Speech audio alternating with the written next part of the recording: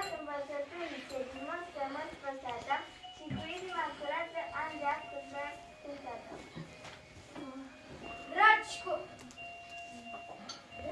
Dragi gazde, primiți poezia că vă spun? Da.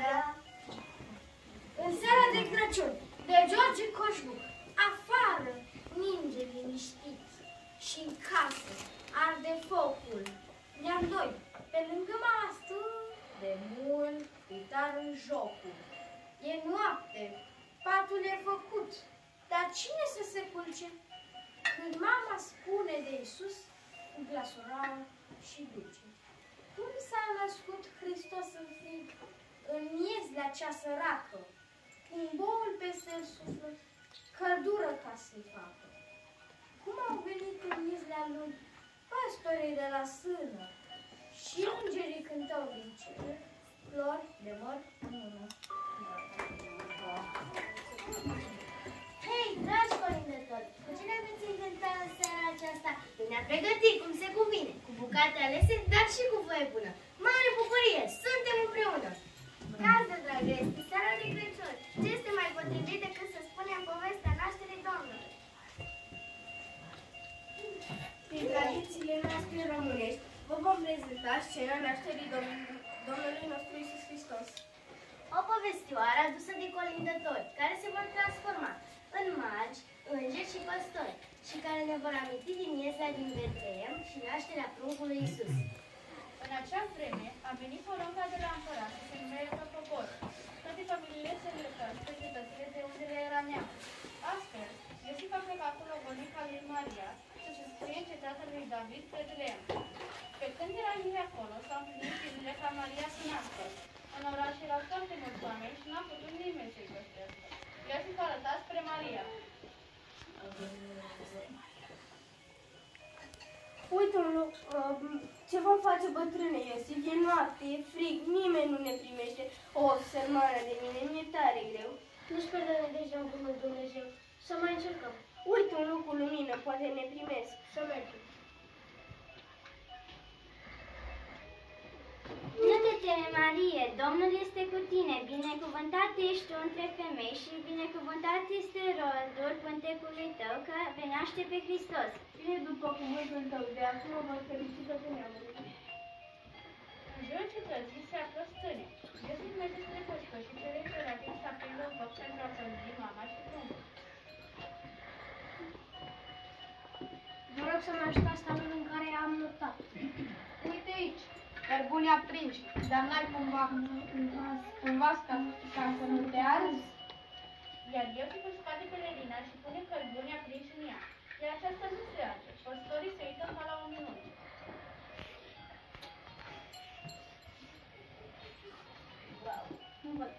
Nu vă temeți, vă aduc o veste bună care vă va umple de bucurie. În această seară s-a născut un împărat care va deschide din nou poarta raiului pentru voi și pentru toți oamenii. Asemenea cântări nu am mai auzit păstorii niciodată și nici înger n-am mai văzut până atunci. Veți primi cu bucurie. Pornesc cu toții spre scaunul unde se născut Mesia.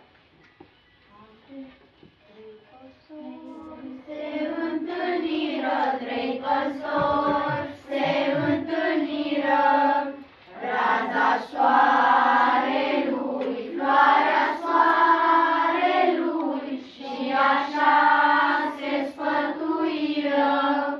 Haideți, fraților, să mergem, haideți, fraților, să mergem. Raza soarelui, floarea soarelui, așa se sfătuirilor să culegem. Raza soarelui, floarea soarelui, floricele să culegem și să o ducem o cunună și să facem o cunună. Raza soarelui, floarea soarelui, să o împletim cu voie bună și să o ducem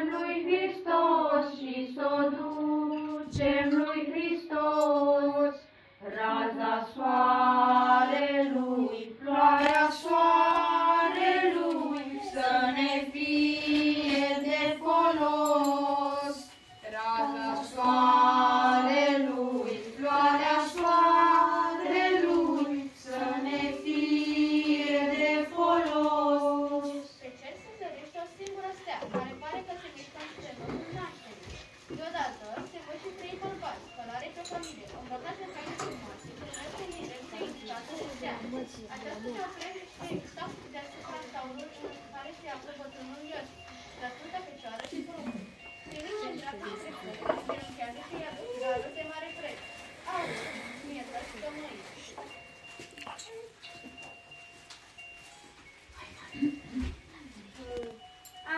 De la răsărit cu alai, venim trei magi, venim trei crali. Ierusalimul am colindat și am întrebat înșilat. Unde este regele care acum s-a născut? Steaua lui noi am văzut-o, către ea ne-am îndreptat. Și de departe venim să-i aducem închinare Domnului Mântuitor și Împărat al tuturor. Dar când am ajuns, steaua lor s-a ascuns.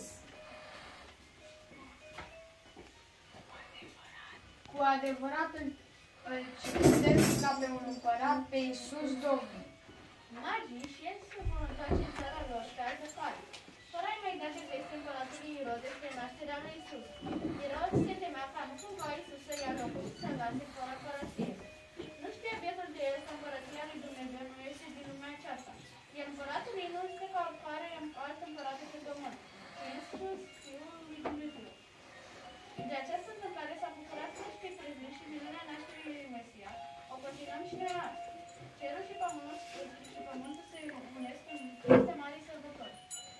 Foarte frumoasă a fost cenuta voastră, tare mult mi-a plăcut. Dar voi, colindători, ce știți despre Moș Crăciun? Moș Crăciun? Cine știe? Știu, se spune că Moș Crăciun era un cioban rău, care nu a vrut să primească pe Maica Domnului nici într-un staujan său. Crăcinoaia, soția lui Crăciun, era o femeie bună care a primit-o pe Maica Domnului fără ieșirea bărbatului ei. Bărbatul când a aflat, el tăiat mâinile femeii sale, dar minune, Maica Domnului l-a ridicat la loc. Minunat și cutremurat de puterea Maicii Domnului, Moș Crăciun a devenit un om blând care a început să dădească lucruri oamenilor din cămara lui, ca și brânză în lapte. De atunci, Maica Domnului l-a pedepsit pe Moș Crăciun să dea darul copiilor ardeani.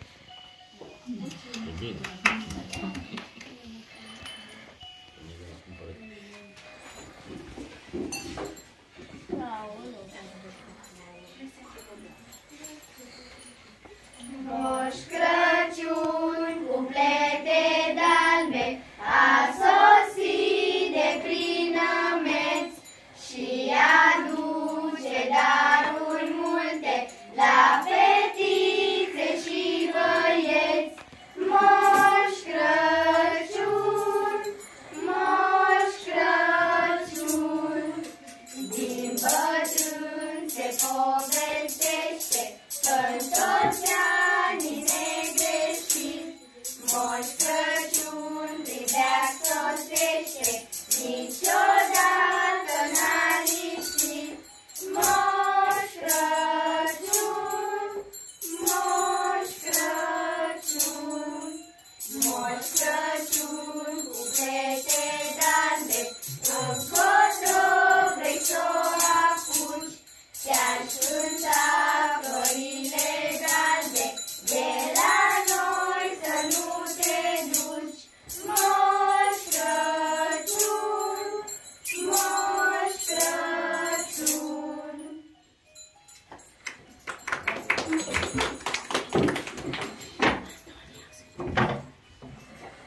Dar, dragi colindători, noi avem și brad, l-am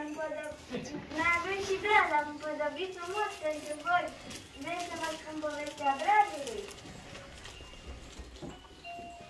Așa cum vouă vă place să vă colindăm, ne place și nouă să ascultăm povești așezătoare. Bradul este simbolul nemuririi. Bradul este simbolul nemuririi, al bogăției și belșugului. El a fost creat din combinarea a două simboluri religioase, lumina de Crăciun, adică steaua, și mărturia vieții eterne a Domnului Iisus. Această datină de împodobire a bradului este veche, care a fi de origine germană. Când împărăteasa învegea la împodobirea fiecărui brad la Berlin, noi obiceiul pătrund odată cu venirea nemților în marile orașe românești în secolul XIX-20. este prezent în fiecare casă, în jurul lui, reunindu-se întreaga familie cu bucurie și veselie.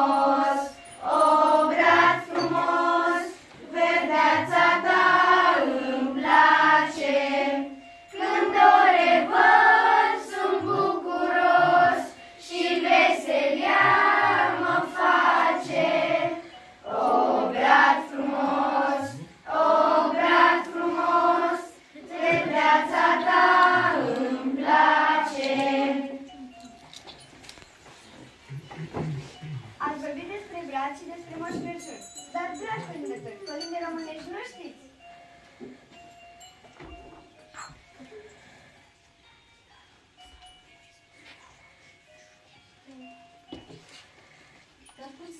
Dar cum să nu?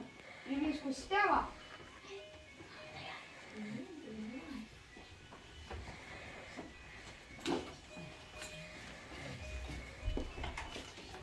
Steaua sus răsare, ca o taină mare, steaua strălucește și lumii vestește, și lumii vestește, că astăzi curata, prea nevinovata, Fecioara Maria naște pe Mesia, naște pe Mesia, în țară numită, de Hristos venită, magii cum porniră, steaua și porniră, steaua și porniră, mergând după rază, pe Hristos să-l vază, și dacă l-aflară, la dânsul intrară, și se închinară, și se închinară.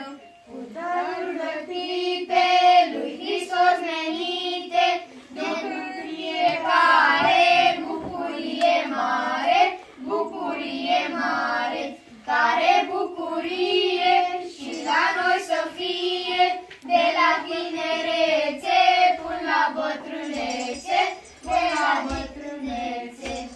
La anul și la mulți ani! Dar să nouă aduce și o biserică destul de frumoasă. Hai să ne descoperim împreună. Ușor s-a dezvoltat dintr-o urare a românilor pentru a proteja holdele care se vor face anul viitor.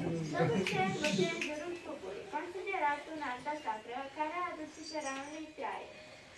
Unelta era menită de a atrage belșug, pentru de a îndepărta dumerele de a trage belșug și pădarele mânoase. Primiți cu plugul? Da. Da. Aho, aho, copii și frați, stați puțin și nu mânați, lângă voi vă alăturați și cuvântul meu ascultați. Am venit să colindăm, pe la casă să urăm, plugușorul românesc, obiceiul strămoșesc, hol de mari, pe bobul des și pe creste și pe șet.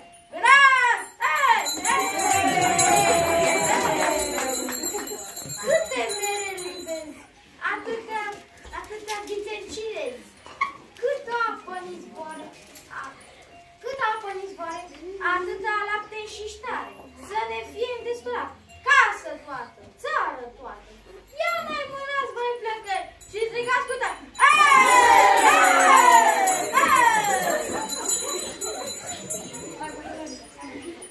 Tare ne-ați mai încântat, măi flăcăi, tare frumos e la noi. Mai știți ceva? Nu numai prin plugușor se fac urări de belșug, și jocul capre este practicat pentru a aduce bogăție, sporul turmelor și bogăție în recolte. Capra saltă, joacă după frânt, se rotește și se apleacă. Dar cum să nu știm? Doar suntem români adevăr. Hai, băi, să-și călcăm. Aici pentru noi și Da, copii, da. de la munte cu steluța albă în frunte, țara ta căpriță ta, stai în sus și nu mai sta. Unde dacă căprița, locătește măsura. Unde dacă ești sus, locătește pământul. Locătește și păgeme de opii și de opile, de curmuți și de mărdele și de fete cu mutele. Țara ta căpriță ta, stai în sus și nu mai sta. Unde dacă foaie verde, foaie neagră, ia-mă prin căpriță afară.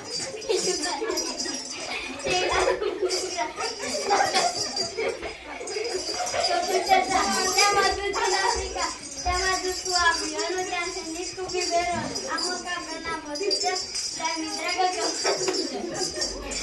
Dacă tu ascultă, altă capră mi-ai gătat și pe tine te-ai lăsat. Eu joc capra unde ajung și degeaba și pe bani, la anul și la mulți ani. Stai eu și răstai cu loc, ca să intre alții în joc.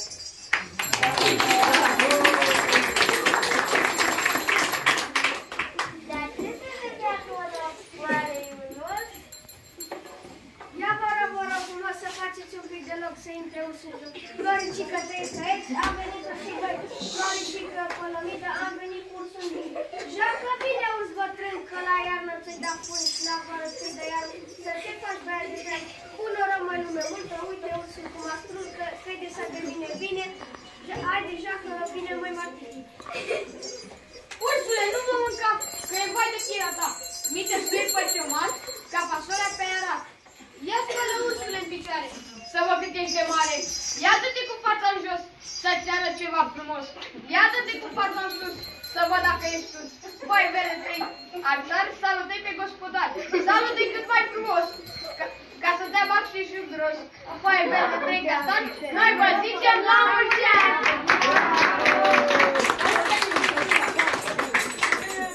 Ce șezătoare frumoasă! Ia mai băieți, să ne sorcuviți un pic, să fim sărași și sănătoși, la pungă groși!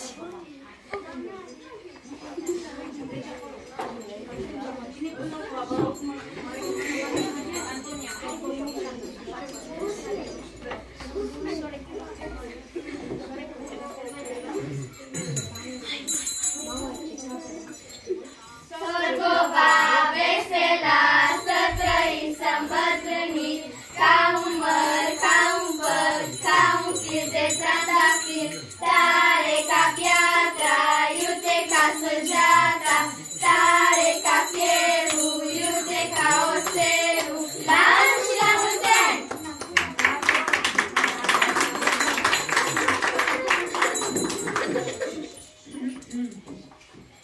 Vă mulțumim pentru toate orările frumoase pe care le-am făcut. După ce ați ascultat frumoasele poezii, cântece și corile române, se cuvine să ne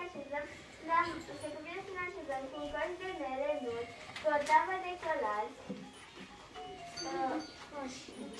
în fața săbei care tăslesc lemnele și joacă flăcările, să purtăm lumina colindelor în noi, în toate zilele ce vor veni. Dorim ca în fiecare casă să fie belșug pe masă, să fie dar sănătate, bucurii și spor în toate. Unde-i pace, acolo e dragoste. Unde e dragoste, acolo e binecuvântare. Unde e binecuvântare, acolo e Dumnezeu. Unde e Dumnezeu, acolo lipsă nu e.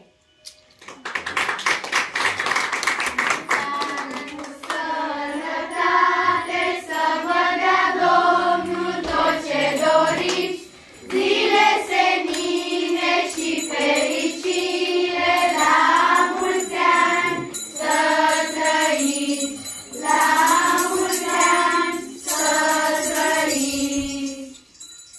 Aceasta a fost urarea noastră, sceneta noastră.